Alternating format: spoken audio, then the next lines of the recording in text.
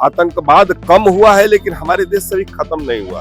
आतंकवाद का काम ये है कि हर कंट्री में दहशत को फैलाना और अपनी बात को मनवाना। बख्शा किसी को नहीं जाएगा। अब ये पता चलेगा किसके तार कहां से हैं।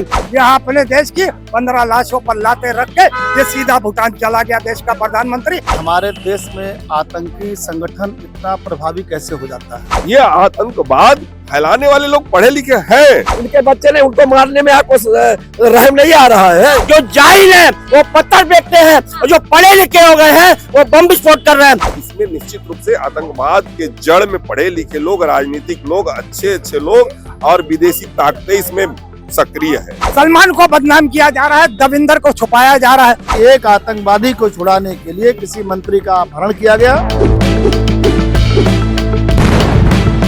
नमस्कार, मैं कीर्ति और आप देख रहे हैं एन न्यूज। स्वागत है आपका हमारी खास पेशकश माहौल कैसा है।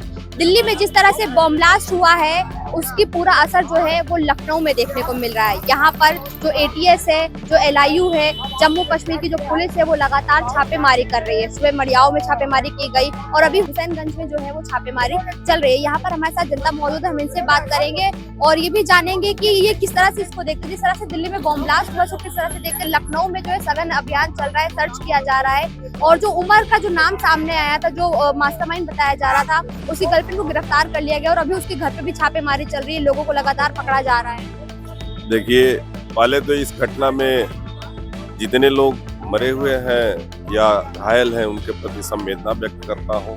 मरे हुए व्यक्तियों के परिवार को सहन शक्ति देने के लिए ईश्वर से कामना करता हूँ। ईश्वर जो मरे हैं उनके अपने चरणों में स्थान दे, मैं श्रद्धांजलि अर्पित करता हूँ। निश्चित रूप से यह बहुत ही दुखद घटना है और हमारे देश के लिए नहीं पूरे विश्व के लिए यह कलंक है। आतंकवाद यह कोई हमारे देश में ही नहीं पूरे विश्व में व्याप्त है जिससे पूरा विश्व परेशान है।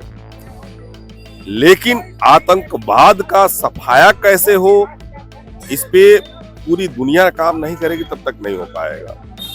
और आज आतंकवाद कम हुआ है लेकिन हमारे देश से भी खत्म नहीं हुआ है, जिसमें हमारी सरकार लगातार काम कर रही है आतंकवाद खत्म करने के लिए और किया भी जाएगा। और निश्चित रूप से यह हमारे देश के हृदय में एक कुठाराघात है।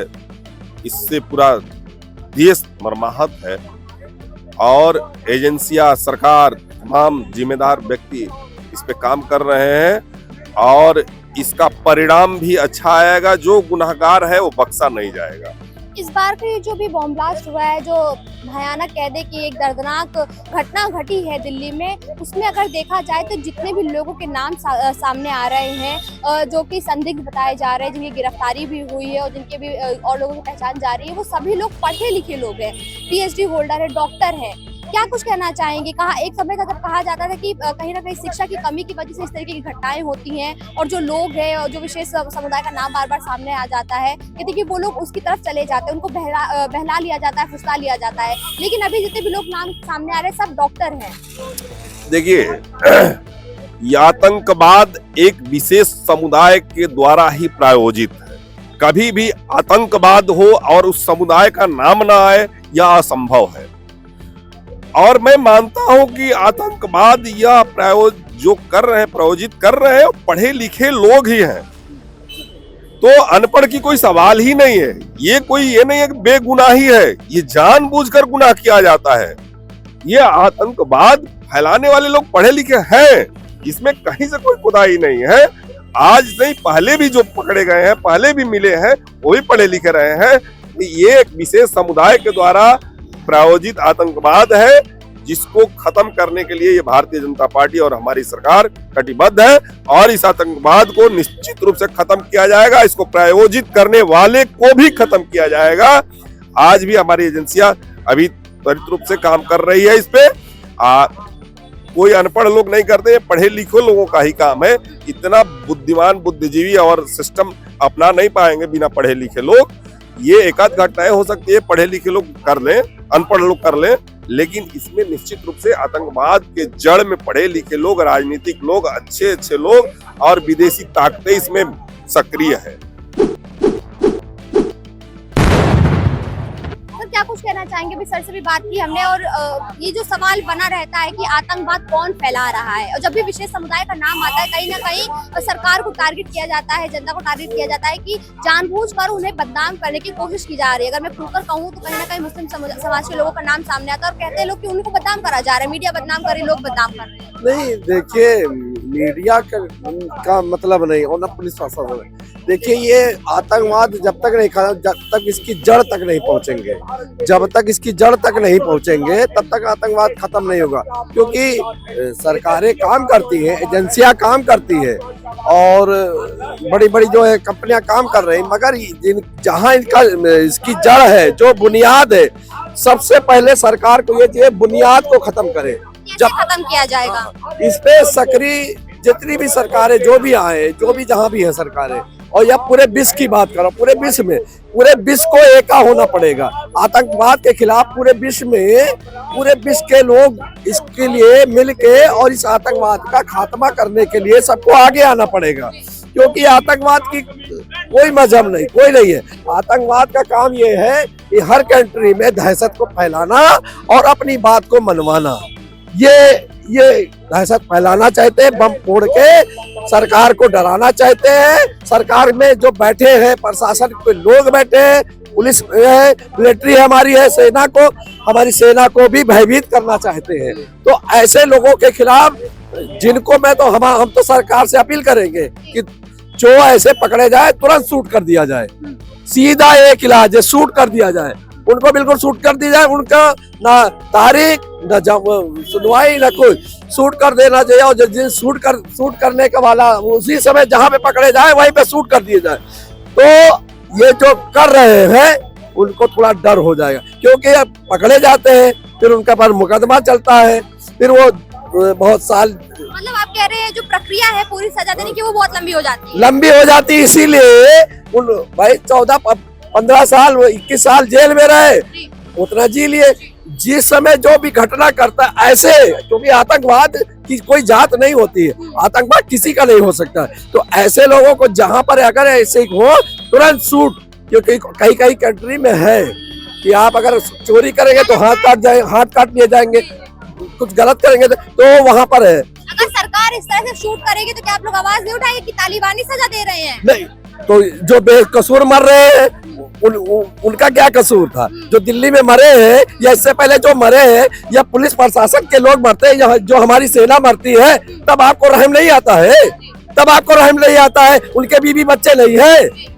हम तो यहाँ पर आप यहाँ पर खा रहे कमा रहे, जो बॉर्डर पे सेना हमारी है, घर बच्चे सब छोड़े हुए हैं। पुलिस प्रशासन अपने त्योहार को छोड़ के और जो है यहाँ पर हमारी आपकी सुरक्षा कर रहे, उनके बच्चे ने उनको मारने में आपको रहम नहीं आ रहा है? अगर इन तरीके के लोगों पर सरकार सीधी कार्रवाई करती है, जैसा आपने कहा कि बिल्कुल, हम तो कह रहे शूट उसी समय शूट कर देना चाहिए। कोई आपको ऑब्जेक्शन नहीं होगा? नहीं, हमको सरकार पुलिस को और मिलिट्री प्रशासन को पावर पूरा दे दे कि जहां पर ऐसे दे तुरंत शूट कर दिया जाए। तो सर, जैसा कि आपने देखा, ये कह रहे हैं कि जो भी इस तरीके की घटनाएं हो रही हैं और जो लोग भी आतंकवाद फैलाने का काम कर रहे हैं, लोगों को डराने का काम कर रहे हैं, दहशतगर्द हैं जिन्होंने दिल्ली में बॉम्ब ब्लास्ट किया, ऐसे लोगों पर सीधी कार्रवाई होनी चाहिए, उनको सीधा गोली मार देनी चाहिए, कोई कानूनी कार्रवाई और प्रक्रिया से गुजरने की जरूरत नहीं है। नहीं, अभी तक असल में इस समुदाय में, एक विशेष समुदाय में जो अपर जाहिल हैं वो पत्थर फेंकते हैं, ठीक है, और जनसंख्या विस्फोट करते हैं, और जो पढ़े लिखे हो गए हैं, जो डॉक्टर्स हैं, इंजीनियर्स हैं, ठीक है, और बड़े बड़े मेडिकल कॉलेज में डॉक्टर्स हैं, वो बम विस्फोट कर रहे हैं, और यहाँ पे खड़े होके लोग उनको कवर फायर दे रहे हैं कि ये सरकार की गलती है। अरे करोड़ों लोग दिल्ली आते हैं, करोड़ों गाड़ियां आती हैं, किसको हम चेक करेंगे? लेकिन बेजुबान बददिमाग अपाल जाहिल यहाँ पे खड़े हो जाते हैं, ठीक है, और बकवास करते हैं कि तुम्हारी LIU एजेंसी कहाँ गई। तो क्या लगता है कहने का मतलब है, एजेंसी की कमी नहीं है? अरे कहाँ से कमी आ जाएगी? अरे ये 150 करोड़ लोगों का देश है, किस पे नजर रखेंगे? अब हुआ है तो जिस भाषा में जिसको समझ में आता है उस भाषा में जवाब दिया जाएगा, ठीक है, बख्शा किसी को नहीं जाएगा। अब ये पता चलेगा किसके तार कहाँ से हैं, ठीक है। पिछवाड़े सबके सुझाए जाएंगे, ठीक है, बचेगा कोई नहीं। और जो कवर फायर देगा उसको भी पकड़कर जेलों में डाला जाएगा। यही अभी कुछ दिन के बाद में यही विपक्षी लोग उनके घरों पे जाएंगे कि भैया ये मासूम है, और तुम्हारे जो मासूम लोग पकड़े गए हैं, ठीक है, उनके घरों पे जाएंगे, उनके घरों पे जाएंगे कि तुम्हारे घर के लोग ये मासूम थे, उनको आतंकवादी गतिविधियों में फंसा दिया गया है। तो ये इनको मासूम बताएंगे आतंकवादियों को, और ये रात में जाके कोर्ट भी खुलवा सकते हैं अगर इनकी सरकार आ जाएगी। लखनऊ में जिस तरह से ताबड़तोड़ कार्रवाई हो रही है, छापेमारी हो रही है, और अभी जो शाहीन जिसका नाम आ रहा है सामने, डॉक्टर शाहीन जिनका नाम सामने आ रहा है, लगातार अभी उनके घर में भी जो छापेमारी की कार्रवाई है वो की गई है। यहाँ पे LIU, ATS और जम्मू कश्मीर पुलिस लगभग तमाम जो एजेंसियां हैं वो मौजूद है। क्या कुछ कहना चाहिए? भारत में भाजपा की सरकार है, उत्तर प्रदेश में भाजपा की सरकार है, जहां जहां भाजपा की सरकार है वो उचित कार्रवाई होंगी कि ये जो धमाके करने वाले हैं इनके बाप को याद दिला दिया जाएगा। और जो उनको कवर फायर देने वाले लोग हैं, ठीक है, कवर फायर दे रहे हैं, आज बकवास कर रहे हैं कि LIU कहाँ गई, पलानी कहाँ गई, IDX कहाँ से गया, IDX कहाँ चला गया, ठीक है। मतलब इनको भी सब पता चलेगा असल में क्या है। जो जाहिल है वो पत्थर फेंकते हैं, और जो पढ़े लिखे हो गए हैं वो बम विस्फोट कर रहे हैं। जो डॉक्टर इंजीनियर है ये बम विस्फोट बना रहे हैं, ये कह रहे हैं कि जो जाहिल है वो पत्थर फेंक रहे हैं, जो पढ़े लिखे वो बम विस्फोट कर रहे हैं, और किसी को बख्शा नहीं जाएगा। जो लोग आज एजेंसियों पे सवाल उठा रहे हैं वो अपने देश के खिलाफ है। हम तो ये भी कह सकते हैं कि जो जाहिल है वो तो अंधभक्त है, यहाँ तो पढ़े लिखे अंधभक्त बोलते हैं मीडिया पर आके। तो आपने कौन सी नई बात, इन्होंने कौन सी नई बात कह दी। मगर हम तो ये अफसोस कर रहे हैं कि हमारे यहाँ 15-15 नागरिकों की मौत हो जाती है और देश का प्रधानमंत्री भूटान यात्रा में निकल जाता है। PM है कि BM है, ये बिजनेसमैन है, PM नहीं है, प्रधानमंत्री नहीं है, बिजनेसमैन है। ये अपने दोनों बेटे अंबानी अडानी के लिए जाता है, ये बिजनेस के लिए जाता है, ये जाता है चंद्रबाबू नायडू की किस्तें पूरी करने, ये जाता है नीतीश कुमार की किस्तें पूरी करनी है इसको। इसीलिए यहाँ अपने देश की 15 लाशों पर लाते रख के ये सीधा भूटान चला गया देश का प्रधानमंत्री। मैं पूछना चाहता हूँ कि क्या कोई भी देश का राष्ट्रीय अध्यक्ष, चाहे हमारे देश का हो चाहे किसी भी देश का हो, जब कभी भी इतना बड़ा कांड होता है कोई भी राष्ट्रीय अध्यक्ष देश छोड़ कर नहीं जाता, बल्कि देश के नागरिकों के साथ रहता है। मगर ये एक ऐसा निर्लज प्रधानमंत्री है जो ना शिक्षा, रोजगार, स्वास्थ्य, नौकरियां, महंगाई, सुरक्षा पे बात नहीं करता, सिर्फ कटोगे बटोगी, हिंदू मुस्लिम की ना राजनीति करना, तुम्हारी बेटी उठा ले जाएंगे, मंगलसूत्र वगैरह वगैरह। जिस तरह से कल दिल्ली में बॉम्ब ब्लास्ट हुआ लाल किले के सामने, उसको लेकर क्या कुछ कहना है? लगातार कार्रवाई कर रही हैं एजेंसियां और लोग पकड़े भी जा रहे हैं, और उसमें जो नाम सामने आ रहे हैं वो विशेष वर्ग से जुड़े हुए लोग हैं, मुस्लिम समाज से जुड़े हुए लोगों के नाम लगातार सामने आ रहे हैं जो संदिग्ध की लिस्ट में भी है। उनके घरों में छापेमारी के दौरान विस्फोटक भी बरामद हुआ है, और दिल्ली कनेक्शन लखनऊ, फरीदाबाद और आप उत्तर प्रदेश, गुजरात में देखेंगे तो वहाँ से भी लोगों को गिरफ्तार किया गया था। क्या कुछ कहना चाहेंगे? अभी शाहीन के घर में भी छापेमारी चल रही है। बिल्कुल करे,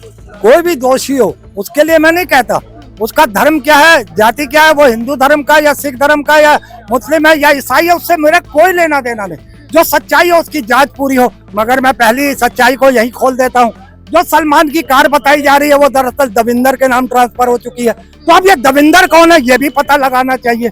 सलमान को बदनाम किया जा रहा है, दविंदर को छुपाया जा रहा है, तो ये भी चीजें सामने आएंगी ना। मैं किसी मुस्लिम का साथ नहीं देता हूँ, मैं सिख परिवार से हूँ और एक देशभक्त भी हूँ। मैं यहाँ हिंदू मुस्लिम करने नहीं आया हूँ, मगर जो जानकारियाँ हासिल हो रही हैं आप कि ये गाड़ी सलमान की नहीं बल्कि एक हिंदू भाई की है, और उसके बारे में भी जांच हो, और जांच के दरमियान उन लोगों को खत्म ना किया जाए जो कहीं ना कहीं उस पूरी घटना के जिम्मेदार हैं। उन्हें अगर हम जीवित रखेंगे तभी हम उसको जांच को पूरे सही ढंग से करवा पाएंगे। मगर आप ये देख रहे हो कि मेन जो अभियुक्त है आप उसी को कहीं ना कहीं खत्म कर रहे हो, तो कहाँ से फिर जांच सही निष्पक्ष हो पाएगी। तो सरकार इस सब चीजों के घेरे में आ चुकी है।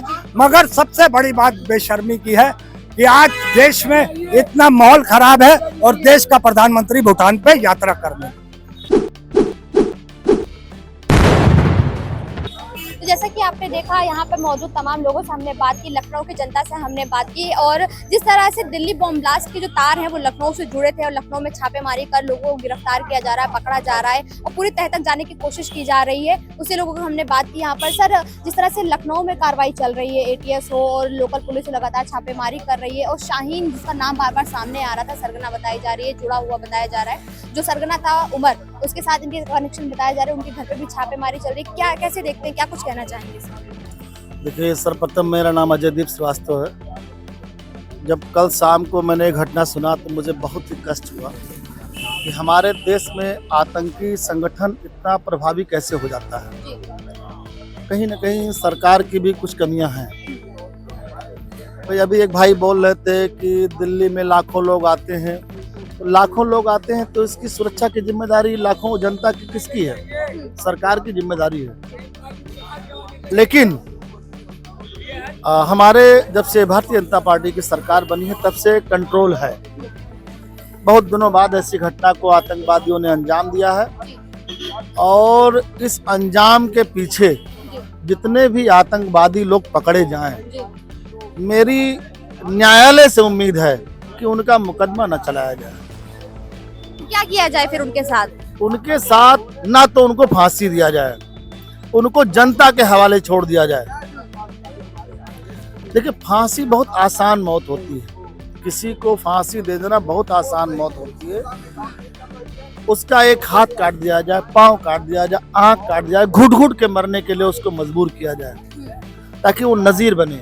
हमारे यहाँ इतनी घटनाएं क्यों होती हैं और देशों में इतनी घटनाएं क्यों नहीं होती, इसके बारे में भी सोचने का विषय है। बड़े बड़े हमारे यहाँ नेता हैं, बड़े बड़े जो है हमारे यहाँ वैज्ञानिक हैं, इन सब चीज़ों पर रिसर्च करें कि इन घटनाओं को रोकने के लिए कि भविष्य में ऐसी घटना को आतंकवादी अंजाम ना देने पाए, हम लोग क्या करें।